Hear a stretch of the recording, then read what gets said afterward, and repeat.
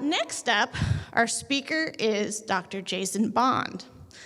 He is the professor of plant biology at the College of Agricultural Sciences and Physical Sciences at Southern Illinois University-Carbondale. Dr. Bond's research and teaching program focuses on disease management in row crops in the Midwest. Dr. Bond is the second-generation plant pathologist, and he was raised on a watermelon farm in southeastern Louisiana. He received his Ph.D. in plant health from the Louisiana State University in 1999.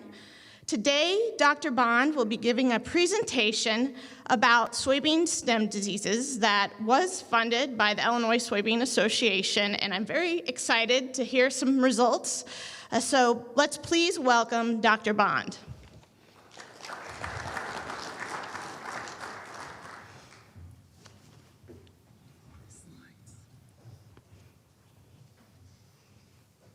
There you go.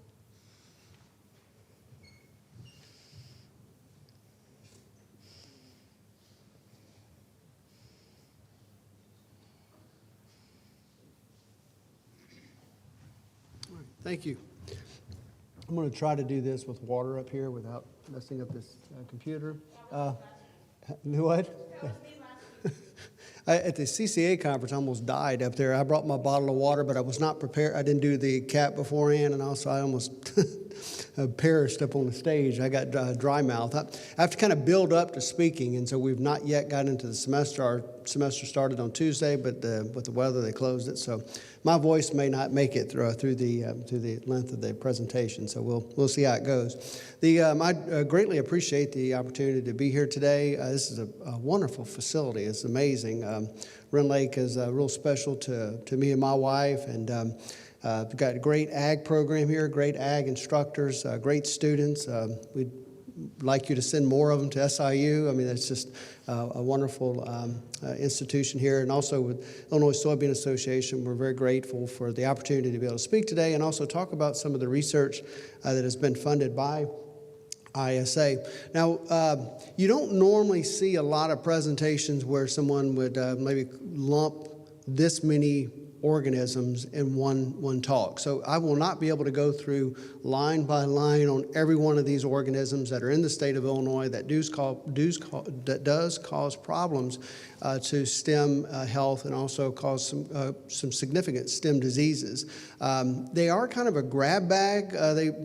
People just kind of lump them into just a stem disease group. And a lot of it's due to really our attention in terms of plant pathology as it relates to soybean health has been greatly focused on what's going on in the soil. We have a lot of major root pathogens that cause us immediate problems right off the bat with seedling diseases and debilitating damage throughout the entirety of the year. Some of these organisms do move up into the stem. And then we have another big focus on foliar diseases. We see them. They're very easy to recognize. They're really not that hard to identify and separate from the other foliar diseases because they're very unique in the symptoms they cause. And we can also see that when we spray foliar fungicides, we see a response. So those are very at the forefront of what we see.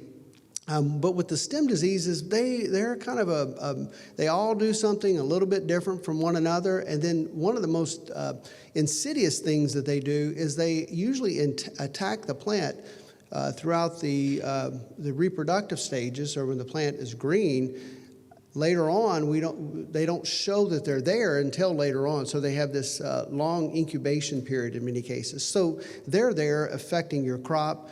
And you don't know that they're there until you either at harvest, or sometimes you can go out and actually see the visible signs of the pathogen at the very end of the year. So they're kind of a difficult group to have broad generalizations. So I'm going to attempt to do that today. So we have a pretty healthy plant pathology program at SIU, just to kind of give you an update. And if you're not familiar with myself or my colleague, Ahmad Fakori, we have what you would consider to be both a basic research in plant pathology and also applied research. So we're very interested in how these pathogens are interacting with plants at the gene for gene level, and then also we're also very interested in how do we control them long-term in our fields with a very sustainable approach. Generally, pathogens, just like weeds, adapt to us trying to manage them. That's why plant pathologists and plant breeders and weed scientists have job security, because these things adapt and are always evolving and becoming more and more difficult to manage. So it requires a complexity in terms of the management strategies that we would use to control them. We have a wonderful family in plant pathology at SIU. We really have a large group of grad students and also undergrad students.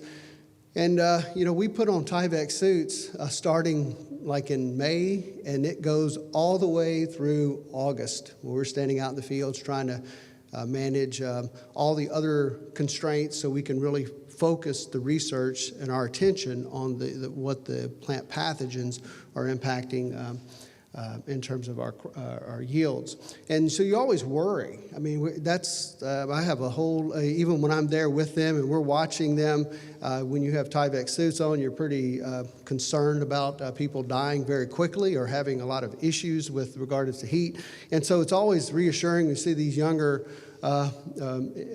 people on the staff out taking selfie photos when they're wearing their Tyvek suits. So when you see that going on, you know you're probably in pretty good shape, at least for the next 15 to 20 minutes. So this is our plant pathology family. As of today, we have a senior technician, Annie Paget. We have one postdoctoral student, Dr. Zian Liu.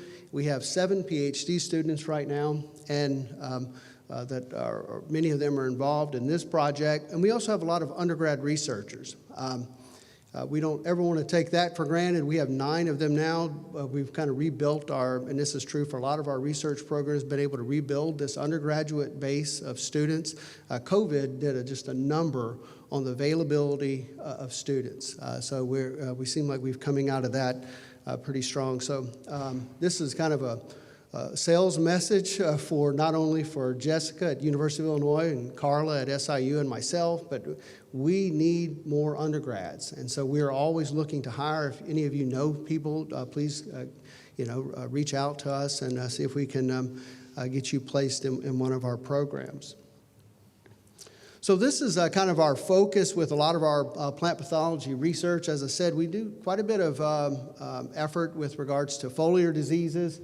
And then also with below ground, we spend quite a bit of time and resources looking at a lot of our soil-borne pathogens that are impacting plant health. And a couple years ago, myself, Ahmad, Kelly Estes at the University of Illinois, and Nick Sider at the University of Illinois put in a joint project to Illinois Soybean Association to look at diseases and insects that are impacting stem health in the state of Illinois. So today I'll focus primarily on the stem diseases, not the insects. I'd probably get in trouble pretty quickly getting into that world. As we get started, I wanted to point out 2 excellent sources of information on this subject. Now, I do need to caution you, I'm not like Kelsey and some of the others that are probably a lot more, well, not probably, but are a whole lot more versed in creating these QR codes. I've only done this twice. I tested that. It did work, but, I don't know if there's any kind of best management practices on which QR code generators you use. I don't know if that's going to some server in China or whatever, but that's my cautionary note that I'm sorry if you use that and something bad happened on your computer. But so this website is the Soybean Research and Information Network. It's funded by the checkoff from each of the states. And it is a really nice website. They did a really good job with the layout of it.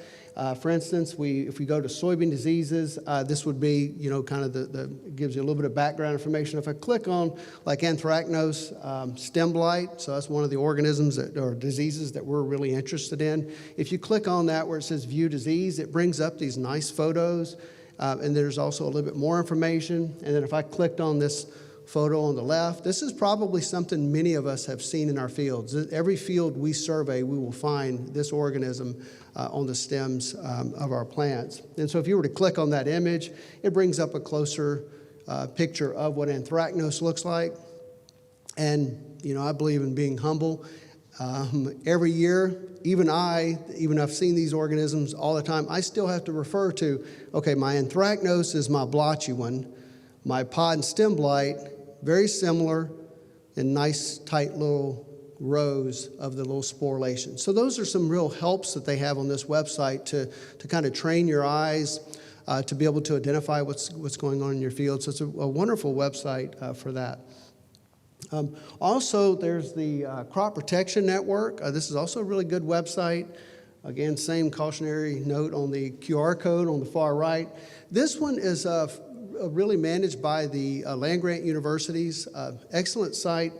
It's a little bit more technical. You can just imagine when you have the scientist involved in putting it together. Great information. Probably not as user-friendly as the previous one I showed you, but you can also see on the left-hand side, you can there's a whole lot more than just soybean diseases or soybeans that you can to select, but that's the way you would select down to then get to the diseases, and then you can see some of the articles that would be in this. So some of them are very recent, some of them are like it's a database that goes back, into the 2010. So very good information. But maybe not quite as user-friendly, but an excellent source. So we have effects of weed on soybean here, so we even have that represented. So that was an SIU publication that was funded by the Illinois Soybean Association. I don't want to get off on that, but that was an excellent project where we showed that double cropping with wheat reduced our soybean cyst nematode populations by 32%. So excellent management tool to add to our system for trying to control soybean cyst nematode. So when we look at the economic impact of the important soybean diseases, this is just the top diseases. There's over 30 diseases that we work with in the United States that can impact soybean yield, but these would be the most common ones. On the far left-hand side, yeah, that doesn't work. I'm glad I've figured that out now, that it doesn't. I've been trying it for quite a while. So on the far left-hand side, that's soybean cyst nematode. And I probably should remove it from the chart because it draws the attention away really from the other pathogens, but it's just over the top in terms of yield loss. That's over 120 million bushels annually that's lost to just that one pathogen. But as you go into these others, there's still massive losses. So in the seedling disease group, there's at least 10 major seedling diseases that are represented here. So it's not just one disease. There's many different organisms that are affecting the stand and emergence of our soybean seeds, and maybe even the early establishment of our soybean crop. The next one is Phytophthora root rot. Going on down the list, we have sudden death syndrome, Sclerotinia stem rot. We don't typically see that disease heavily in Southern Illinois. Typically, it's going to be more of a Northern Illinois disease. The pathogen is here. It just so happens to when that pathogen is producing its spores to infect our flowers, it needs cool or cooler and misty kind of conditions. We don't typically have that when our soybeans are flowering. So we get avoidance of the disease just because of that disease cycle isn't lined up in our environment. But the pathogen is here. If you grow vegetable beans, vegetable crops, you will come across Sclerotinia stem rot in this area. It's just not going to be probably on your soybeans. Then we have charcoal rot, that's CR, stem canker, brown stem rot, anthracnose, pod and stem blight, and frog eye leaf spot. So those are some of the most important ones that we deal with. We would find all of these really in the state of Illinois. Those that are what we consider to be pathogens that kind of tend to focus on the stem and maybe the pods would be Phytophthora root rot, Sclerotinia, charcoal rot, stem canker, anthracnose, and pod and stem blight. So most of these stem diseases, they're caused by pathogens that, I don't want to say native, but they're local. They're here, and they don't go away. And so they are overwintering, in some cases in the soil, in many cases in our residue, and then they also can be brought into your area. So you can do a fantastic job of disease management on your operation, and it's one of those things that, as it relates to pathogens and many other constraints in agriculture, what your neighbor is doing or not doing can greatly influence your operation. So these organisms that cause stem disease can move into your fields from surrounding areas. There are several of these stem pathogens that are seed transmitted, so we can bring them to your field on seed that are infected. So the seed companies spend obviously quite a bit of time looking at seed quality and increasing their varieties in locations that would tend to have less pressure from these seed pathogens, perhaps spraying foliar fungicides, irrigating them in a way that's not going to cause a greater seed infection. But this is where one of the aspects of where you would use seed treatments to impact the pathogen that's in the seed or on the seed, whereas most of our seed treatments really are focused for what's in the soil and what's going to be attacking our plants. But in this case, you would get some benefit if your seed is infected with these stem pathogens if there's a seed treatment. At least you may not protect that plant from having the symptoms, but you might slow down maybe the rate of explosion from those few plants that are infected, so it's not infecting the entirety of the field. So all of our production practices will have a great influence on the incidence and severity of stem diseases. Many of the things that we need to do as it relates to rotation, reducing our tillage, anything that's going to leave more residue, crop residue or soybean residue on the surface is going to allow that organism to overwinter better. So if we have more residue, we had a bad year with stem diseases, we have a lot of residue in that field probably is not at risk because you're rotating the corn that year. So that's one of the nice things about most of our soybean pathogens. They are focused on soybeans and other legumes or other broadleaf crops. So when we switch to wheat or corn in those fields, they don't hop between those two hosts. So we get the rotation benefit. But in any field, you do still see the soybean residue from previous years and also the surrounding area. So you have a lot of inoculum potential always in your area. The other aspect of this is when we think about that disease cycle is the pathogen, as I said, is in most cases, the pathogen is present. It's always the constant in our disease triangle. So we have to have those three components to get disease. That's the most simplest explanation of what causes disease is we need a susceptible host, we need a conducive environment for both the host and also the pathogen, and then we need the pathogen present. So we always have the pathogen present. We're kind of changing the game on the pathogen when we do our crop rotation, which is a good thing, but the other aspect of that is the environment. So when you aren't seeing the pathogen in your field causing stem diseases, it's because one of these two things have changed. Either you're growing corn or wheat in that field, or the environment was not conducive for that pathogen to cause the symptoms, the severity of the symptoms in that particular year. But that's a limited time effect. So as soon as the environment is conducive, you would see it. Maybe it would not be that year, but maybe the next. So we have to remember that as we relate with, as we deal with managing these organisms, they're always present. They may not always be causing disease. Now, I'll try not to just interchangeably use the term disease and pathogen. Those are two separate things. The disease is the symptoms. The causal agents is what we're trying to truly manage, which are the fungal pathogens. So it really, a lot of our management of our stem diseases starts with our seed selection. So what I did was I'm not trying to advocate one seed company over another, so I've chosen three to just show how they list this information and how we use this information to interpret which varieties to plant in some of these locations. And so some of it's a little bit, there's not consistency amongst the different pathogens on how that information is reported within a company and then even across companies. And a lot of it's due to the how the genetics to manage the pathogen in these plants, how much is known about that, and then how much is even shared. But if you look on the far left, that's Phytophthora root rot. In any seed listing, you will generally see two types of information for Phytophthora root rot.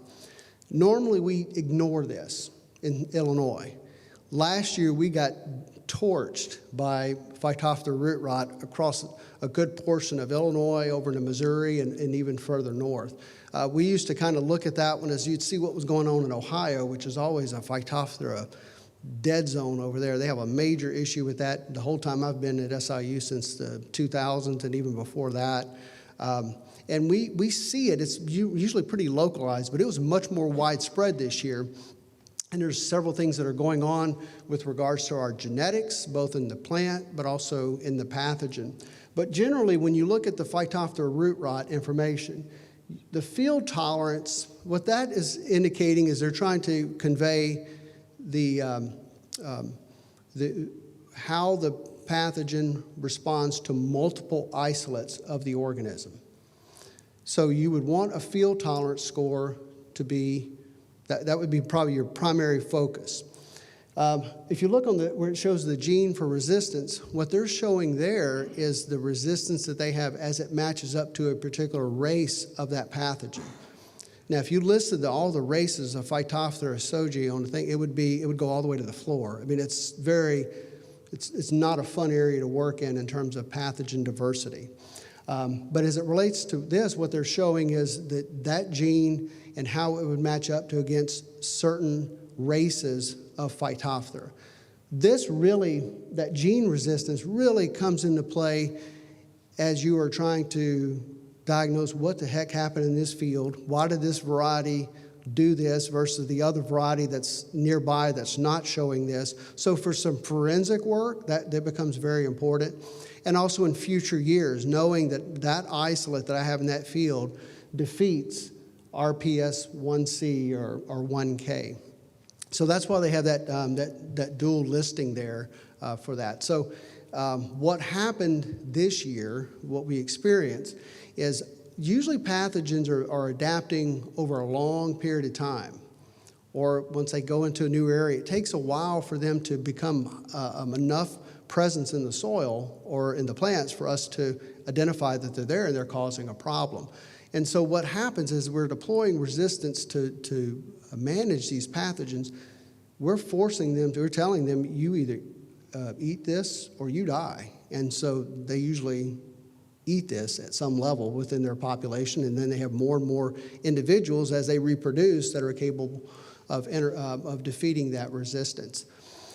And so we have relied on certain types of resistance for quite a while, and those organisms have been adapting. And last year, that disease triangle came into full focus. We had the host, we had a much more virulent pathogen, and we had an environment that really drove a lot of Phytophthora root rot incidents across the Midwest. So that's the starting point for Phytophthora, looking at that field tolerance, but also keeping in mind what type of a specific gene or resistance that is available. I did fail to point out one thing too. Anytime you're looking, and everybody probably has experienced this to some degree or another, when you're looking at the various sources of information like this, when we see rating severity, as a plant pathologist, my first thing is, what is the rating scale? So it's very important. So this happens to be off of a Syngenta's website. 1 is great in their book, and with a lot of companies. Other companies like to say 10 is great. So you kind of need to know what your extremes are. Doesn't really matter in that 4, 5, and 6 range. That's usually bad for everybody. You know, nobody likes to say their thing is terrible. So you don't normally see a lot of those. But when I start seeing that 4, 5, and 6, that's my alarm bell for any of those rating systems. But that's important to know, what is my best and what is my worst, so I know what I'm comparing apples to apples if I'm flipping back and forth between various charts. So as we move on down, you see they have a listing for southern stem canker. The last maybe 5 or 6 years, this one was a major yield robber in Illinois.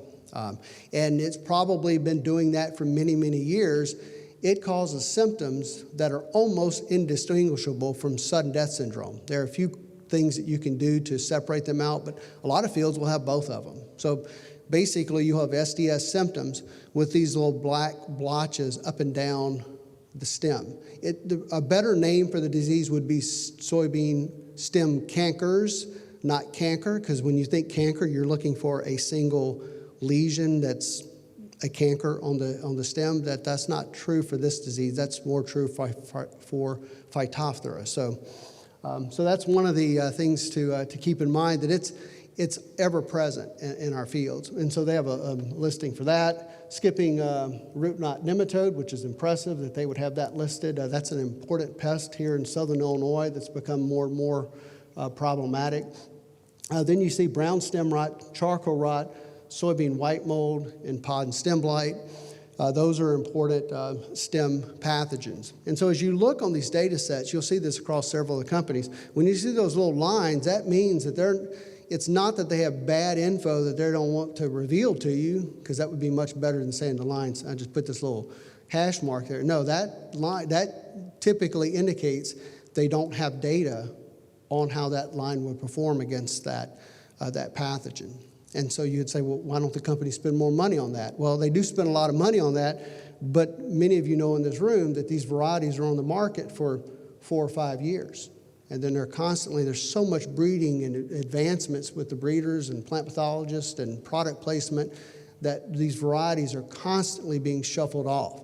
So by the time you built this perfect variety or this perfect description of this variety across all pathogens, it would already be off the market. So they have a limited time frame as the breeders are getting ready to release this material.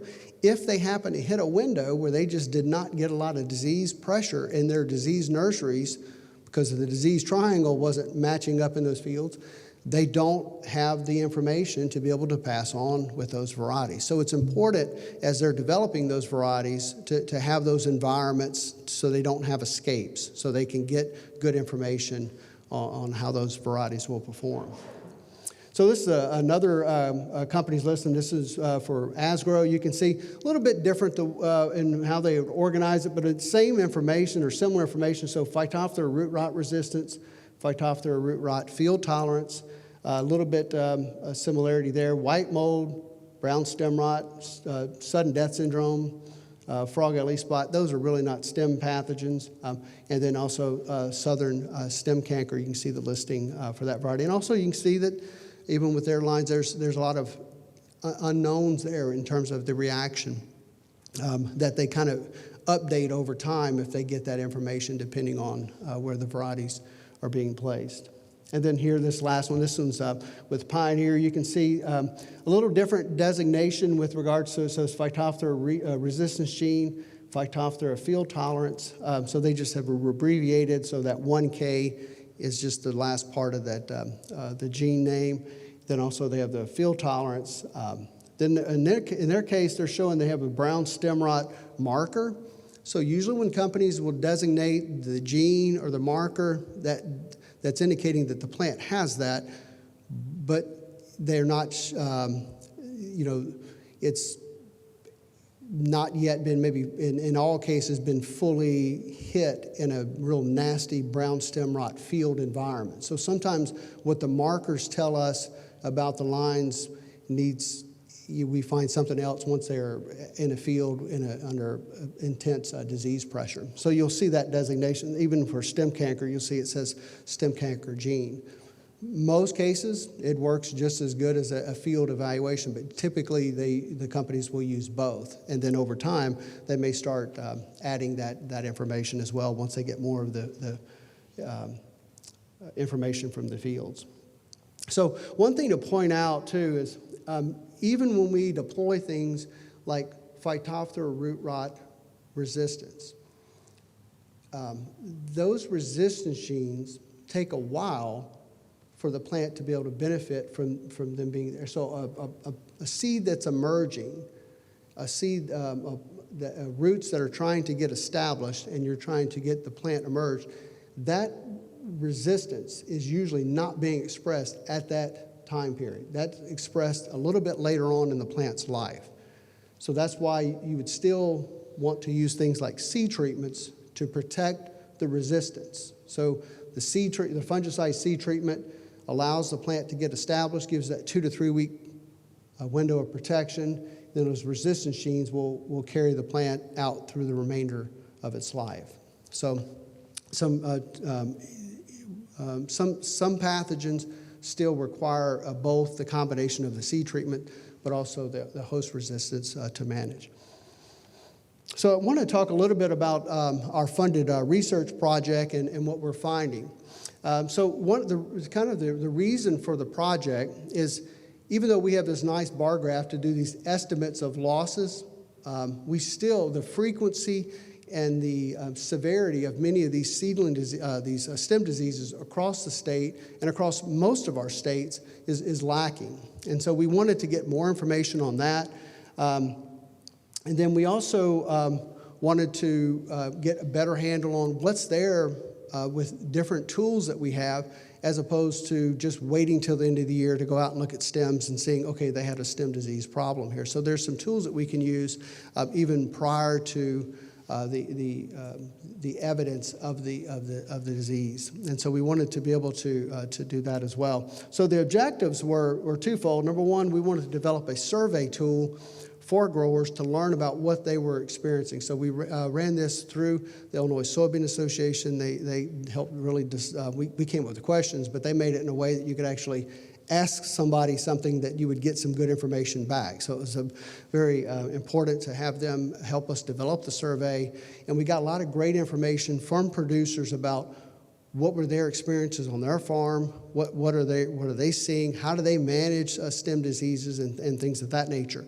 Also, as a part of that survey, they had the opportunity to send samples to SIU, and then we would be able to identify which organisms are in the stem samples they sent. Now, I do need to clarify, there may be several people in here that sent samples. We are not the disease clinic at the state of Illinois.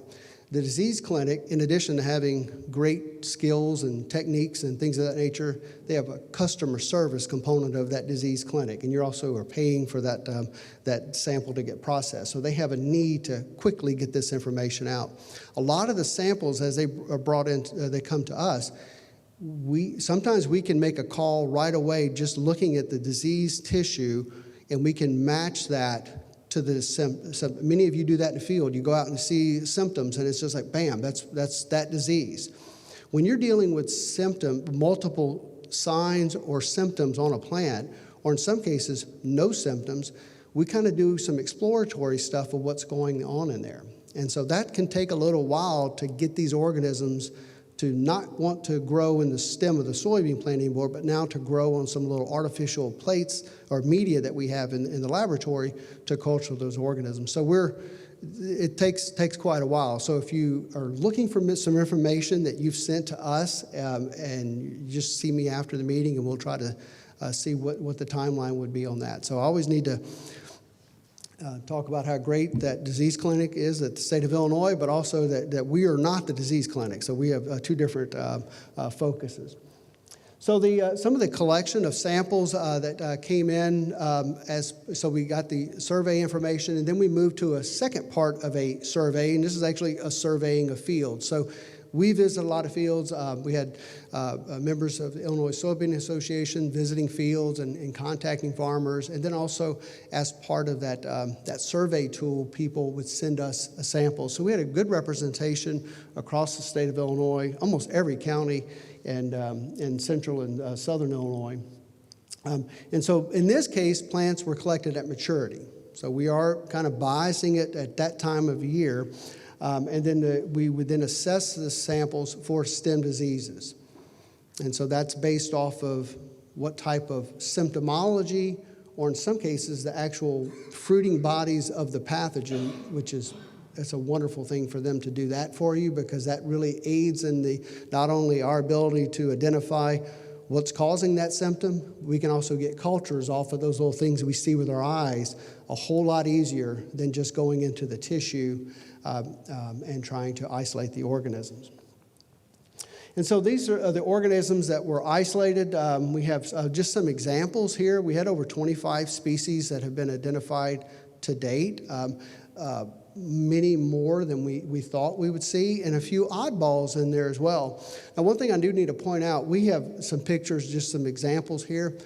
No way is it this easy, where this fusarium at B, everybody in the room can tell it apart from Fusarium incarnatum versus Fusarium fujikori.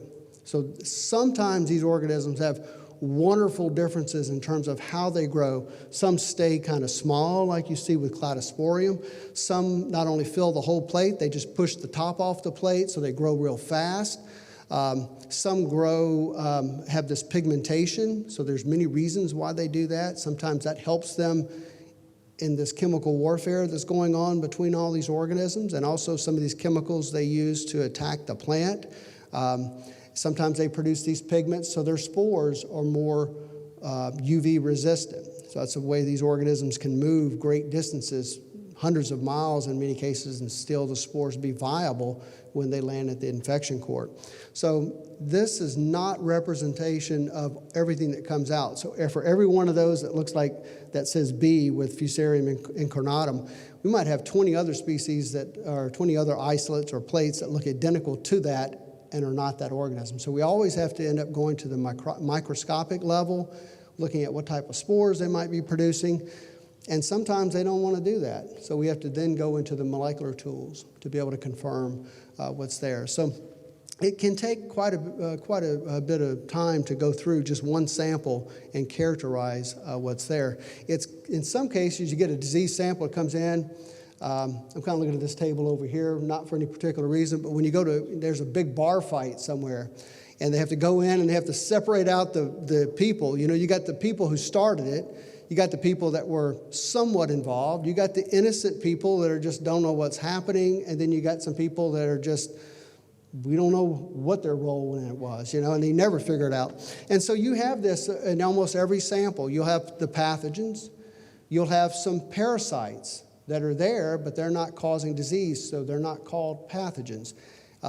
In some cases, these parasites turn out to be great things because they're taking a niche away from a pathogen that wants to cause harm. So in a good example is we're slightly surprised that Ipecacuum and also Cladosporium are there. Those are known fungal antagonists. So those are fungi that feed on other fungi. Now, that's kind of when we think about trying to manage plant diseases, to have something happen like that, it's like, wow, this is like wonderful, this is like exceptional.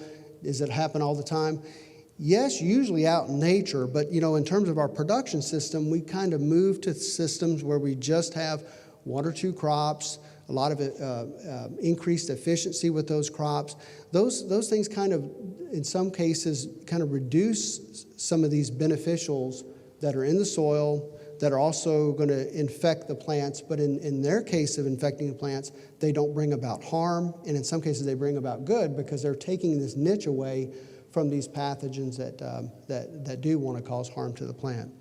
So a lot of great information that's coming out of that. We increased our, since most of these organisms attack the stem, many of them also will attack the seeds. And so ISA helped us over the last 2 years to secure some seed sources through the Illinois Variety Testing Program. Last year they sent us samples that,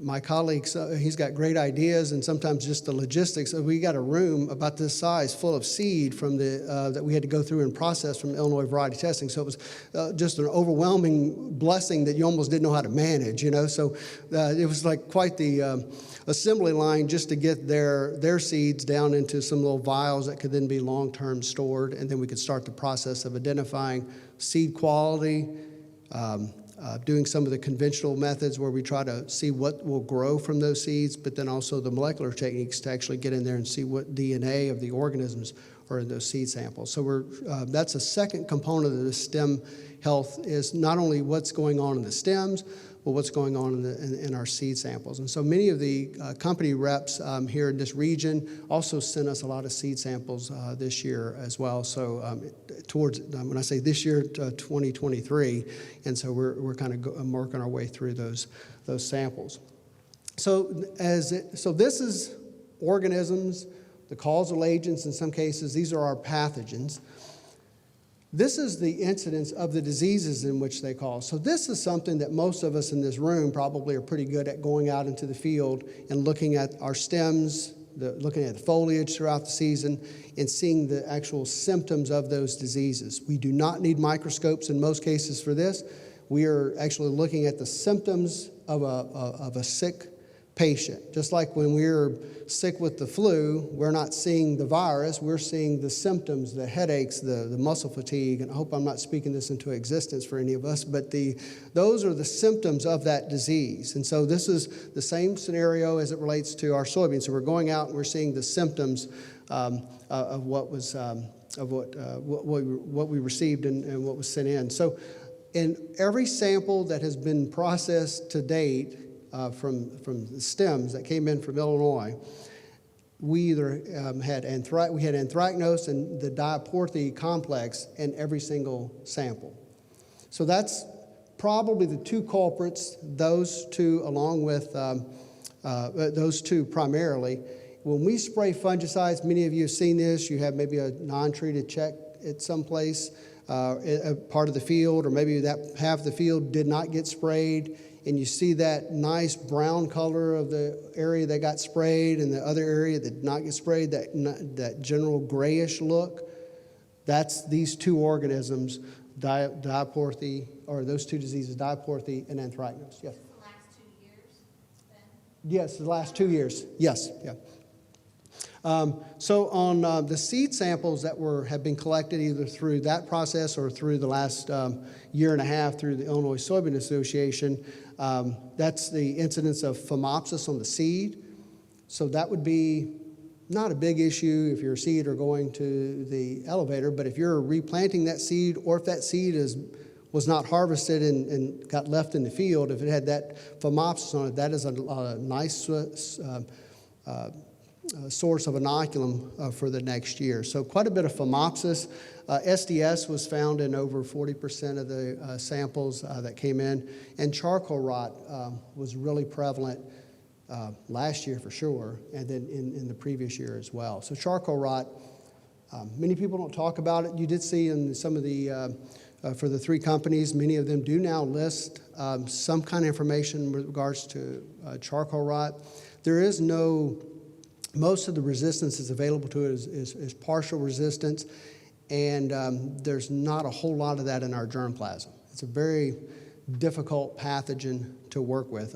Everyone struggles with easy to grow, easy to culture, easy to inoculate, but a variety that looks fantastic for charcoal rot resistance this year. Next year will show a lot of symptoms and a lot of losses. So it's fungicides don't work against it. It's across 500 plant species, so it affects your corn crop. It affects sorghum really bad. So it's got a lot of host, and also in any of those, we really don't have a whole lot of management options for charcoal rot other than irrigating more. So, I mean, how many people have that option? And really all you're doing is you're not eliminating the pathogen, you're just eliminating or reducing some of the drought stress that the pathogen is kind of ramping up inside the stem. So fusarium root rot, rhizoctonia, brown stem rot, southern blight, we didn't pick up those in our samples, even though I'm not saying they're not here in the state of Illinois. We can find them generally in most years, but in this survey so far, we've not picked them up. And we did, over the last 2 years, start picking up some red crown rot in not only this survey, but also, obviously, it's a disease that's on the move here in Illinois and seems to be getting worse. So I'll talk a little bit more about red crown rot in just a second. So far we have 26 species. multiple isolates of many of those species. I won't go into why that's important, but that's important for any database or any type of collection to have multiple isolates of those species as we are watching how they're evolving and adapting to our control practices.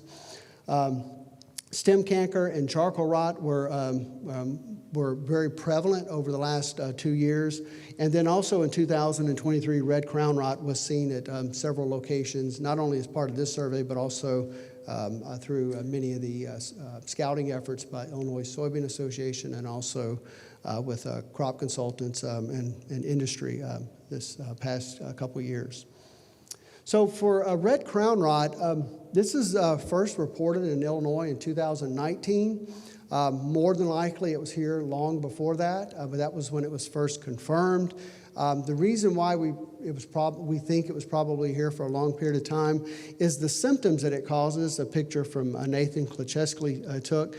You can see the intervenal chlorosis and necrosis that looks very similar to sudden death syndrome. And in many of these fields where you would see red crown rot, you would also see SDS. And then in addition to that, you could possibly have some Phytophthora. Root rot will cause a similar symptom. Stem canker will cause a similar symptom to this, at least in terms of the chlorosis and necrosis that you see on the leaves. So it's very possible it was here prior to 2019. And it was first reported in the United States in the 1960s on peanut, and then in the 1970s on soybean. When I was in grad school at LSU in the late 90s, the professor that was working on red crown rot at the time, here's the water break. The computer survived that. So the professor I was working on at the time, he would tell students that they found it in this county or that, we call them parishes in Louisiana, but he would have certain areas that he knew that he would never see it. And he would give them like a bounty if they went and found it. And when he came to Illinois, he gave even a much bigger bounty. I remember him telling all the grad students, I was just starting here at SIU at the time, he would tell them he'd give them $10,000 if they could go find red crown rot. So you can just imagine grad students like, that's it, I'm gonna get rich, I'm gonna go find red crown rot. And they never did. But he always told me that he would never find it on any county or parish that was not touching the Gulf of Mexico. So he thought it was something tied very closely to those. It wants those warmer soil temperatures, but he thought that was the niche that it needed to be a very prevalent disease, one that would show up every year.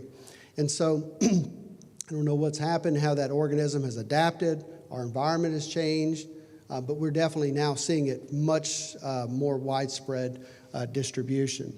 The fungal pathogen, once it's in your field, just like most of the organisms we deal with, it produces some microsclerotia. So those are, the sclerotia is just, if you think about bread mold, or you see how that organism is growing on your bread, that's the mycelia, or the hyphae of the organism. You're looking at the body of the fungus. And so those many fungi have the capacity to take their body and make it into dense material that makes it very good at overwintering. And so then they can be in that state in many cases for years through many types of rotation, through in those parts of the disease cycle that are not conducive for the pathogen. It doesn't emerge from that little microsclerotia. It doesn't germinate and infect under harsh conditions. So once you have it, you're probably going to be, it's kind of like high blood pressure. Okay, what are my steps to live with this and manage it? I'm not going to be able to eliminate it, more than likely.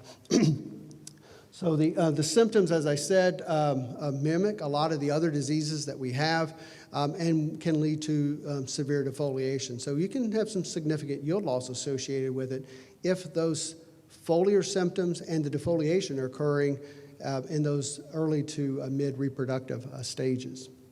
So on the stem, you can see the signs of the pathogen, and that's also where the common name of the disease comes from. For red crown rot, you can see on the crown of the plants that reddish discoloration. Now this is awesome when you see it in the field and you can use, okay, I can see that, I can identify the disease. The problem is not every plant that's infected by this pathogen and is suffering from the symptoms of red crown rot will give you those nice symptoms. It's somewhat similar to what we see with sudden death syndrome. Probably many of you have picked up a soybean plant that was struggling with sudden death syndrome, and you see the blue sporulation of that pathogen. If I dig 100 plants that are in a bad SDS location, 10 plant or 100 plants that are showing symptoms, I might only see that blue sporulation on maybe 10% of the plants. So they don't have to have these red signs on the stalk of the plant for it to be red crown rot. So we probably are missing quite a bit of it because we're digging up roots and we're looking for what the disease is called. We're looking for the red crown, and you may not see that. So the parathecia, that's a little fruiting body of the organism that it produces to produce more spores. It's not always doing that. And then also, as we're pulling plants up or maybe under other conditions, those little fruiting bodies will sometimes get knocked off. And so you won't see them then as well. So that's not if you see that, great. But that if you don't see it, that does not mean you can't say it's not red crown rot. So in many of those cases, if you are dealing with a situation where you have one of these newer or emerging pathogens, soil movement becomes very important on your field. You know, how you're moving that equipment around. And it's easy to say you need to sterilize your equipment or clean your equipment before going from field to field. I mean, I grew up on a farm. A lot of things sound good until you're the one who's responsible to do that, and you have a limited time to do that.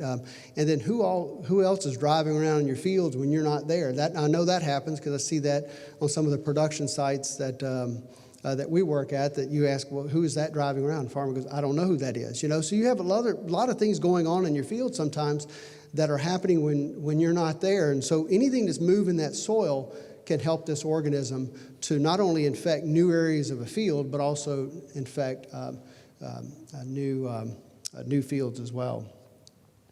So some of our activities for 2024, we're expanding our survey, wrapping up some of the sample diagnostics that we have in our hands at this moment. We're also extending our seed collection, and then to be able to wrap up this project, I think this year. So this concludes I think I went a little bit short, so that's not normal for me, but that's good. So, all right, thank you guys.